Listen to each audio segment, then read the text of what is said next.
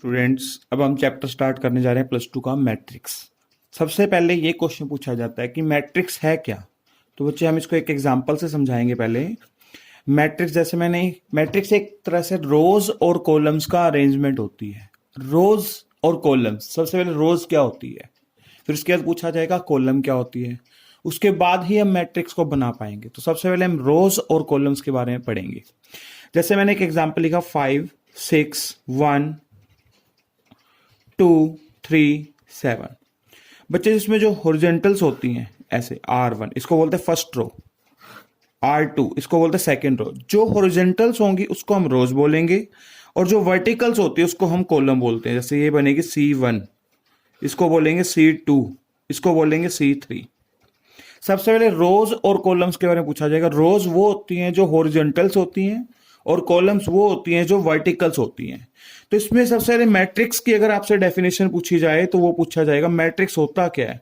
तो अपन मैट्रिक्स की डेफिनेशन लिखेंगे अपनी लैंग्वेज में। It is the arrangement of number of rose and number of columns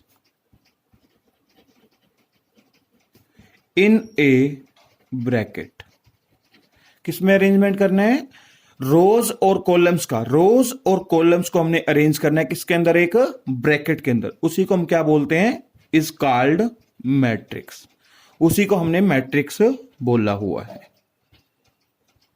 तो सबसे पहले आपसे मैट्रिक्स की डेफिनेशन पूछ सकता है। तो मैट्रिक्स की डेफिनेशन बनेगी रोज और कॉलम्स को अरेंज कर दो किसके अंदर? एक ब्रैकेट के अंदर। उसी को हम क्या बोलते हैं? मैट्रिक्स बोलते हैं। अब इसके बाद आता है इसके ऑर्डर की बात करेगा। What is order? तो सबसे पहले इसके अंदर रोज कितनी है? 2 1 2 2 रोज हैं। फिर कॉलम्स कितने? 1 2 3।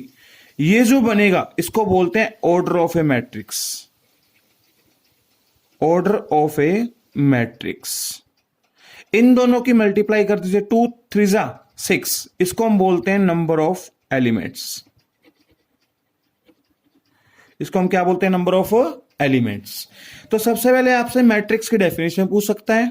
आपको रोज के बारे में पता होना चाहिए, आपको कॉलम्स के बारे में पता होना चाहिए। इसके बाद ऑर्डर के बारे में पूछ सकता है। ऑर्डर क्या होता है? It is the product of rose and number of columns. ये प्रोडक्ट है किसका? रोज और कॉलम्स का। उसके बाद नंबर ऑफ एलिमेंट्स, किसके अंदर कितने एलिमेंट्स प्रेजेंट है। तो रोज और कॉलम्स के प्रोडक्ट का मल्टीप्लाई करने का जो आपका आंसर आएगा वो आपका बनेगा नंबर ऑफ एलिमेंट्स। तो इसके बाद बच्चे अपने पास आता है टाइप्स ऑफ मैट्रिक्स। बच्चे वैसे तो मैट्रिक्स के अपने प्लस टू में 12 टाइप्स हैं, लेकिन हम यहां पर मैनी टाइप्स के बारे में डिस्कस करेंगे। कई टाइप्स यूज करेंगे। तो फर्स्ट ऑफ ऑल जो फर्स्ट मैट्रिक्स का अपने यूज करेंगे हम यहां पे, उसका नाम है rectangular matrix. Rectangular matrix.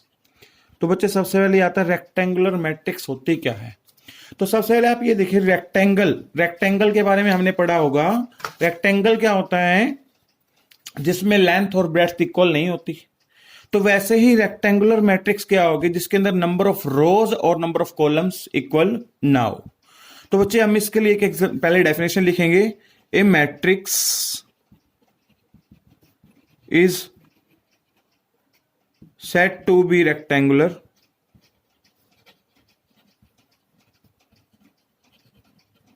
in which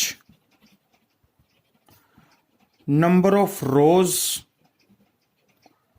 and number of columns is not equal. A matrix is said to be rectangular if in which number of rows is not equals to number of columns, या फिर हम बोल सकते हैं number of rows is not equals to number of columns. For example that, अगर हम इसका एक एग्जाम्पल लिखें तो बच्चे हम यहां लिख सकते हैं 5 6 7 1 3 2। इसमें बच्चे रोज कितनी हैं? 2। कॉलम्स कितनी हैं? 3। तो बच्चे इसमें हम देखें number of rows is not equals to number of columns. आप इसको एक सिंपल लैंग्वेज में ऐसे भी लिख सकते हो, m is not equals to n।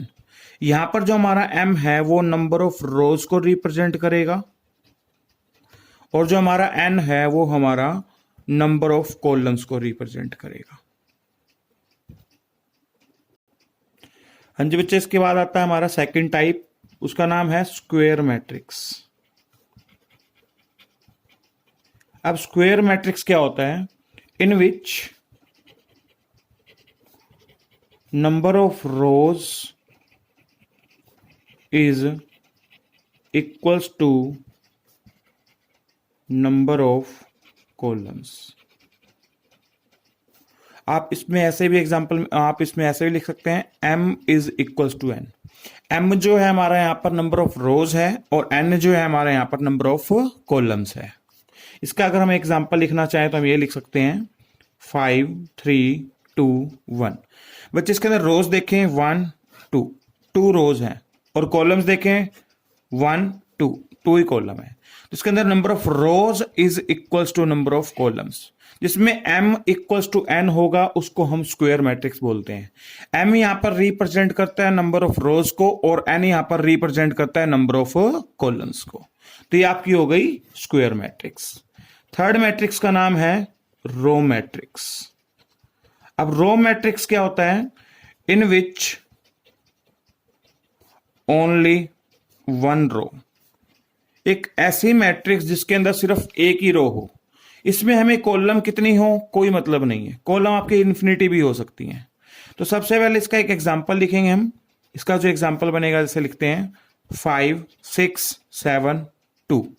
इसके अंदर अगर रो देखें, बच्चे इसके अंदर रो एक है और कॉलम देखें 1 2 3 4, 4 कॉलम है। जब तक इसके अंदर रो 1 रहेगी तब तक इसका नाम क्या रहेगा? रो मैट्रिक्स रहेगा। बट आप यहां पर ये पॉइंट भी बोल सकते हैं, इसके अंदर number of rows is not equal to number of columns. इसके अंदर जो नंबर ऑफ रोज है वो नंबर ऑफ कॉलम्स के इक्वल नहीं है। तो एक तरह से जो रो मैट्रिक्स है उसको हम रेक्टेंगुलर मैट्रिक्स भी बोल सकते हैं, बट इसको हम स्पेसिफिक नेम क्या देंगे? रो मैट्रिक्स ही देंगे। फोर्थ आता है बच्चे अपने पास कॉलम मैट्रिक्स। अब कॉलम मैट्रिक्स क्या होता है? इन विच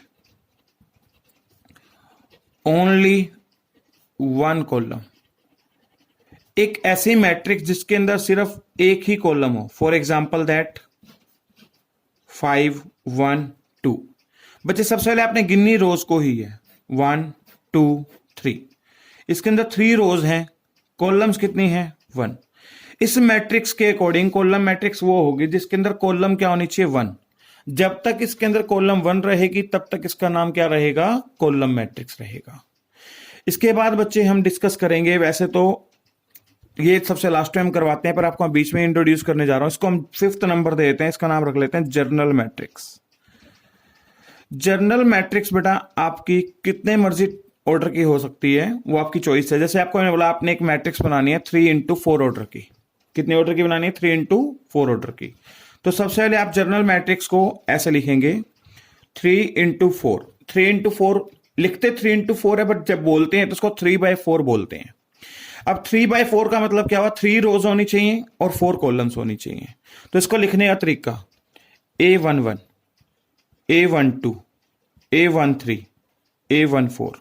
इसका मतलब 3 रो होनी चाहिए और 4 कॉलम होनी चाहिए। अब हम यहां पर देखें तो 1 कॉलम 2 कॉलम 3 कॉलम 4 कॉलम हमने बना ली, लेकिन हमारी अभी 3 रो कंप्लीट नहीं हुई। तो अगले एलिमेंट इसमें हम जो A11 लिख रहे हैं उसके बारे में आपको मैं सभी इसके बारे में डिटेल बताऊंगा अभी आपको। A11 A12 A13 A14। इसके बाद आएगा A21 A22 A23 A24। Next आएगा A31 A32 A33 A34। बच्चे अब मैं आपको इसके बारे में बताता हूं। जो हमारी मैट्रिक्स होती है उसको हम कैपिटल लेटर से रिप्रेजेंट करते हैं, जैसे capital A capital B capital C capital C और D, या XYZ। आप कोई भी कैपिटल वर्ड्स यूज कर सकते हैं अल्फाबेट्स का। लेकिन जो स्मॉल वर्ड्स होते हैं जैसे small A small B small C, ये आप एलिमेंट्स के लिए यूज करते हो। जैसे एलिमेंट्स में अब जैसे हमने A11 लिखा, ये जो स्मॉल a है वो आपको एलिमेंट को रिप्रेजेंट कर रहा है। एलिमेंट का मतलब क्या है कि इस एलिमेंट की पोजीशन क्या है।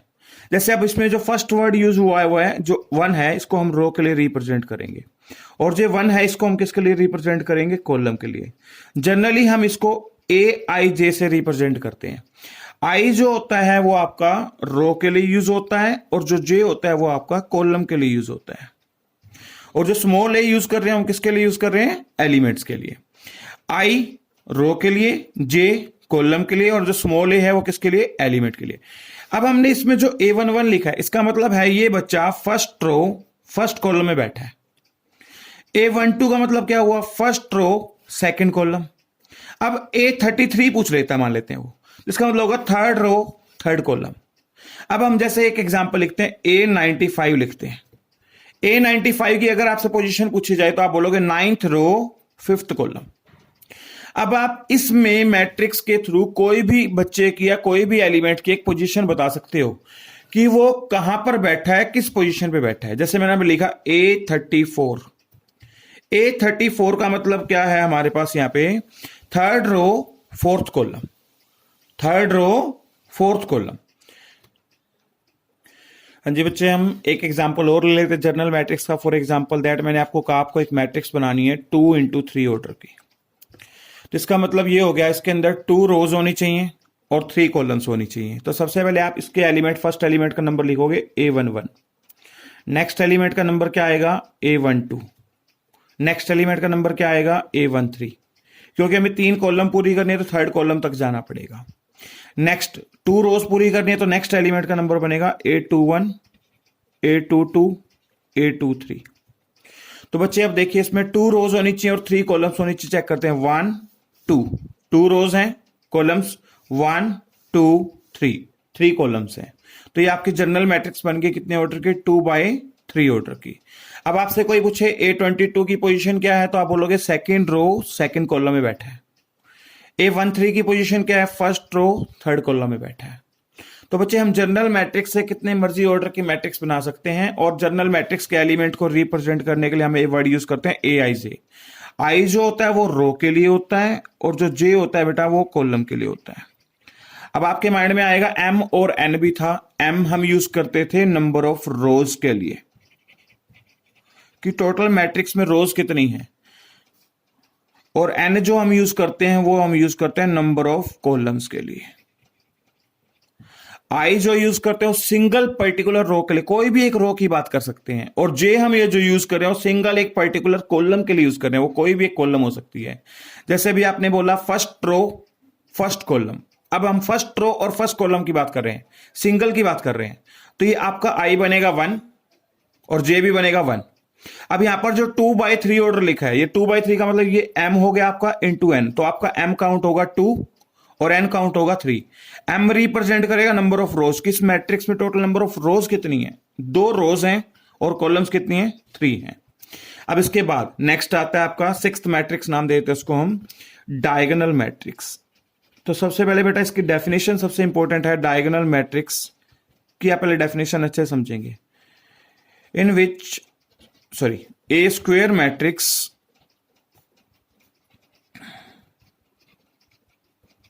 in which non-diagonal elements are a square matrix in which non-diagonal elements are 0 is called diagonal matrix। इसमें बच्चे हमें एक कंडीशन ये भी लगाना है, that is i is equals to j. इसका बहुत ज्यादा इंपॉर्टेंट रोल है, i is equals to j. अब बेटा इसका मैं आपको एक एग्जांपल लिखता हूं और फिर आपको इसका डेफिनेशन क्लियर करता हूं क्या मतलब है। यहां पे मैंने एग्जांपल लिखा 1 2 9 5 3 1 6 2 3। अब बच्चे सबसे पहले इसके अंदर ऑर्डर देखते हैं, 1 2 3, 3 रोज हैं, कॉलम्स कितने? 1 2 3, 3 ही कॉलम है। तो हमने डेफिनेशन यहां लिखी थी ए स्क्वेयर मैट्रिक्स। स्क्वेयर मैट्रिक्स का मतलब क्या हो? जिसके अंदर रोज और कॉलम्स क्या हो? इक्वल। रोज भी 3 हैं और कॉलम्स भी 3 हैं।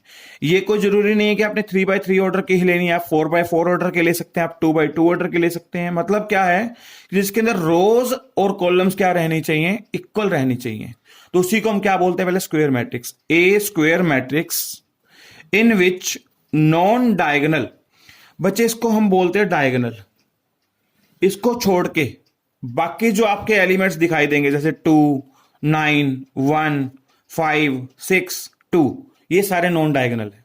ये आपके बाकी जितने भी एलिमेंट्स है सारे क्या होने चाहिए, जीरो होने चाहिए। अब हमें यहां पर जितने भी एलिमेंट्स बाकी दिखाने हैं सारे जीरो दिखाने हैं। जैसे हमने अपनी मर्जी से एक एग्जांपल तो लिख दिया था, पर हमें यहां पर अब क्या दिखाना पड़ेगा, जीरो दिखाना पड़ेगा जितने भी एलिमेंट्स हैं। तो हमने यहां पर इनको सारों को क्या दिखा दिया, जीरो। दोबारा, a square matrix in which non diagonal elements are zero is called diagonal matrix, that is i is equals to j. अब बच्चे के मन में आता है जी डायगोनल ऐसे भी तो हो सकता है। नहीं बच्चे, कभी भी डायगोनल आपका ऐसे नहीं होगा। आपका यहां पर देखिए आई इज इक्वल्स टू जे, इसका मतलब क्या है, जब हमने एक जनरल मैट्रिक्स के बारे में पढ़ा था, आपको याद होगा, तो हमने एक ऑर्डर बनाया था पीछे, आपको मैं दिखाता हूं, एक मिनट रुकिए। ये रहा जनरल मैट्रिक्स। यहां पर नोटिस कीजिए, आपने जनरल मैट्रिक्स में यहां पर लिखा था A11, A12, A13, A14, A21, A22, A23, A24, A31, A32, A33, A34। अगर मैं आपसे एक पॉइंट पूछूं कि अगर हमें जनरल मैट्रिक्स बनानी है 3x3 ऑर्डर की, तो आप कैसे बनाएंगे, देखिएगा। आप बनाएंगे 3x3 ऑर्डर की, A11, A12, A13, A21, A22, A23, A31, A32, A33। बच्चे इसमें देखिए, ये जो डायगोनल है आपका, इसको ध्यान से नोटिस कीजिए। इसमें जो आई और जे दोनों क्या है, इक्वल, 1 और 1। आई और जे दोनों क्या है, इक्वल, 2 और 2। आई और जे दोनों क्या है, इक्वल। अब आप यहां पर नोटिस कीजिए, यहां पर आई और जे इक्वल नहीं है, यहां पर आई और जे इक्वल नहीं है, तो इसका मतलब डायगोनल कभी भी ऐसे नहीं बन सकता, डायगोनल हमेशा ऐसे बनेगा। तो इसलिए हमने इसको ऐसे बनाया है, हम कभी भी इसको ऐसे नहीं बना सकते, क्योंकि इसमें जो आई और जे है वो इक्वल नहीं होता। दोबारा मैं आपको रिपीट कर देता हूं, a square matrix in which non diagonal elements are zero is called diagonal matrix, that is i is equals to j, जिसमें आई और जे क्या होना चाहिए, इक्वल होना चाहिए। सिक्स्थ मैट्रिक्स के बाद आता है बच्चे अपने पास सेवंथ मैट्रिक्स, इसका नाम है स्केलर मैट्रिक्स। अब स्केलर मैट्रिक्स क्या होता है, पहले मैं इसकी एक डेफिनेशन लिखूंगा, सुनिएगा ध्यान से। A square matrix in which non diagonal elements are zero but the diagonal elements are same. जो आपका डायगोनल एलिमेंट्स है वो क्या होना चाहिए, सेम होना चाहिए। मैं आपको इसका एक एग्जांपल देता हूं, देखिए अभी एग्जांपल, जैसे मैंने यहां लिखा ए स्क्वायर मैट्रिक्स, तो इसका मतलब रोज और कॉलम्स क्या होनी चाहिए, इक्वल। ए स्क्वायर मैट्रिक्स, तो इसका मतलब नंबर ऑफ रोज और नंबर ऑफ कॉलम्स क्या होनी चाहिए, equal. In which non diagonal elements are zero, तो डायगोनल को छोड़ देते हैं, मतलब 5, 5, 5। नॉन डायगोनल, डायगोनल को छोड़ के बाकी सारे एलिमेंट्स क्या होने चाहिए, जीरो होने चाहिए। इवन सारे एलिमेंट्स क्या लिख दिए, बाकी जीरो। डायगोनल को छोड़ के बाकी सारे एलिमेंट्स क्या होने चाहिए, जीरो।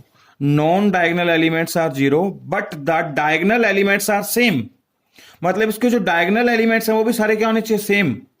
डायगोनल मैट्रिक्स में हमने इसकी एक कंडीशन नहीं लगाई थी। डायगोनल एलिमेंट्स, जो डायगोनल मैट्रिक्स थे उसमें हमने बोला था a square matrix in which non diagonal elements are zero, diagonal को छोड़ के बाकी सारे नॉन डायगोनल जीरो होने चाहिए। इसमें हमने क्या बोला, a square matrix in which non diagonal elements are zero but the diagonal elements are also same, diagonal elements क्या होने चाहिए, सारे सेम होने चाहिए। तो बच्चे हम यहां से एक बात और बोल सकते हैं, every scalar matrix is a diagonal matrix but reverse is not possible, कि सारी स्केलर मैट्रिक्स आपकी डायगोनल मैट्रिक्स तो हो सकती हैं, पर जो डायगोनल मैट्रिक्स है वो स्केलर मैट्रिक्स नहीं हो सकती। तो बच्चे यहां से पॉइंट ध्यान रखना जो मैंने आपको अभी रिपीट किया है। इसके बाद बच्चे नेक्स्ट आता है आपका स्केलर मैट्रिक्स के बाद एट्थ मैट्रिक्स का नाम है, 7 तक हमने डिस्कस कर लिया है। एट्थ मैट्रिक्स आती है बच्चे आपकी जीरो मैट्रिक्स, या इसका दूसरा नाम है नल मैट्रिक्स। जीरो मैट्रिक्स बोल सकते हैं या फिर क्या बोल सकते हैं, नल मैट्रिक्स। इसके लिए बच्चे आपके पास कोई कंडीशन नहीं है, आप अपनी मर्जी से लिख सकते हैं। इसमें लिखेंगे a matrix in which all elements are zero. इसमें आपके पास कोई भी कंडीशन नहीं कि रोज और कॉलम्स इक्वल होनी चाहिए या नहीं होनी चाहिए, आपको सिर्फ ये बोला गया एक ऐसी मैट्रिक्स जिसके अंदर सारे एलिमेंट्स जीरो। जैसे मैंने एक एग्जांपल बनाया, इसके अंदर रोज भी दो हैं और कॉलम भी दो हैं, पर एलिमेंट सारे क्या हैं? जीरो। और एग्जांपल देखते हैं, जैसे मैंने ये लिखा 0 0। इसके अंदर अगर रोज देखे तो 1 रोज है, कॉलम कितनी है? 2। लेकिन इसके जितने भी अंदर एलिमेंट्स हैं सारे क्या हैं? जीरो। इसलिए इसको हम क्या बोलते हैं? जीरो या नल मैट्रिक्स। एक मैट्रिक्स है बच्चे, यूनिटी मैट्रिक्स बोलते हैं इसको। यूनिटी का दूसरा नाम है आइडेंटिटी मैट्रिक्स। इसके बारे में पढ़ते हैं बेटा। A square matrix in which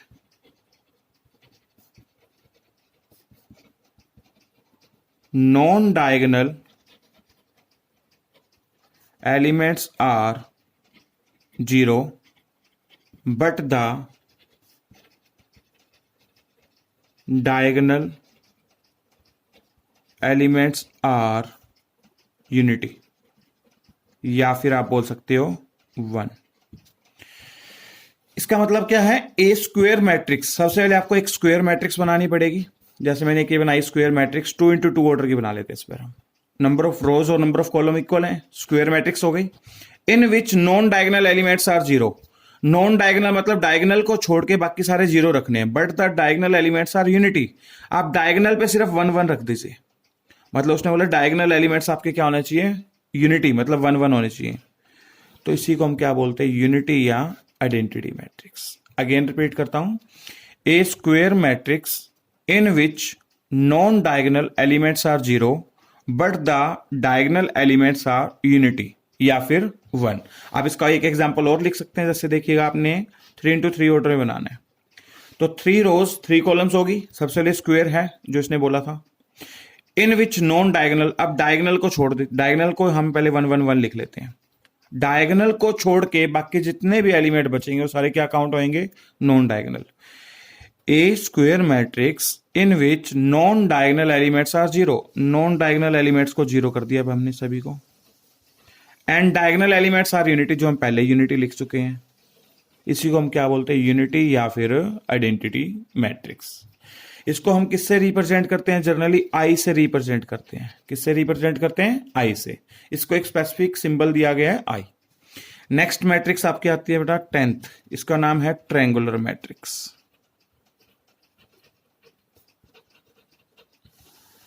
triangular matrix क्या होती है, इसके बारे में हम डिस्कस कर लेते हैं। ट्रायंगुलर मैट्रिक्स में मतलब क्या है? ट्रायंगल बनेगा, इसका मतलब तो ये हुआ। ट्रायंगुलर मैट्रिक्स वैसे आपकी 2 टाइप्स की होती है। फर्स्ट टाइप है lower triangular matrix. Lower triangular matrix. Lower triangular matrix क्या होता है? पहले आप इसकी डेफिनेशन लिख लेते हैं, उसके बाद इसका एग्जांपल लिखिए, फिर एक्सप्लेन करेंगे। A square matrix in which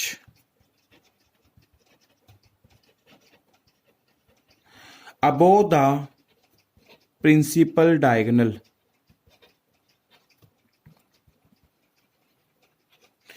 a square matrix in which above the principal diagonal all the elements are zero. All the elements are zero is called lower triangular matrix. इसका मैं आपको एक example देता हूं, अभी रुकिए। Lower triangular matrix का एक एग्जांपल देता हूं। जैसे देखिए, फॉर एग्जांपल दैट हमने यहां पर लिखा, इसमें हमने एक पॉइंट बोला था, अभी आपको याद होगा। इसमें हमने भी बोला था ए स्क्वेयर मैट्रिक्स, तो सबसे पहले इसको स्क्वेयर बनाना पड़ेगा। स्क्वेयर के लिए रोज और कॉलम्स क्या होनी चाहिए? इक्वल, तो स्क्वेयर बना दिया। आगे हमने लिखा है in which above the principal diagonal. Principal diagonal बोल दो या डायगोनल बोल दो, एक ही बात है, कोई फर्क नहीं पड़ता। आपने एक डायगोनल बनाया, जैसे 5 6 7 लिख दिया।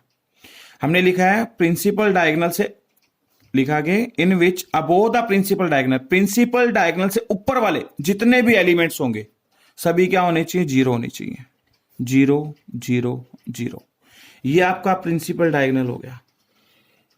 इससे ऊपर वाले जितने भी एलिमेंट्स है सारे क्या होने चाहिए, जीरो होने चाहिए। आप नीचे कुछ भी लिख सकते हो, 3 1 5, जिस मुझे लिख दीजिए, आपकी मर्जी होती है। इसी को हम क्या बोलते हैं, lower triangular matrix. Lower triangular matrix में क्या होता है, लोअर में प्रिंसिपल डायगोनल से ऊपर वाले सारे जीरो होने चाहिए। क्या होने चाहिए, ऊपर वाले सारे एलिमेंट्स क्या होने चाहिए, जीरो। और लोअर में एक नीचे ट्रायंगल बनेगा आपका ऐसे, ये आपने ट्रायंगल बनाया, इसको बोलते हैं लोअर ट्रायंगुलर मैट्रिक्स। इसके बाद जो इसका दूसरा पार्ट है उसका नाम है अपर ट्रायंगुलर मैट्रिक्स। अब अंडरस्टूड है, अपर ट्रायंगुलर मैट्रिक्स में क्या होगा, प्रिंसिपल डायगोनल से नीचे वाले सारे एलिमेंट्स क्या होने चाहिए, जीरो होने चाहिए। इसकी भी हम डेफिनेशन बना लेते हैं, देखिएगा। A square matrix in which below the principal diagonal all the elements are zero, इसमें सारे एलिमेंट्स क्या हो जाएं, zero, is called upper triangular matrix. इसका एक एग्जांपल लिख लेते हैं। हमने बोला स्क्वायर मैट्रिक्स होनी चाहिए, तो रोज और कॉलम इक्वल रख दी।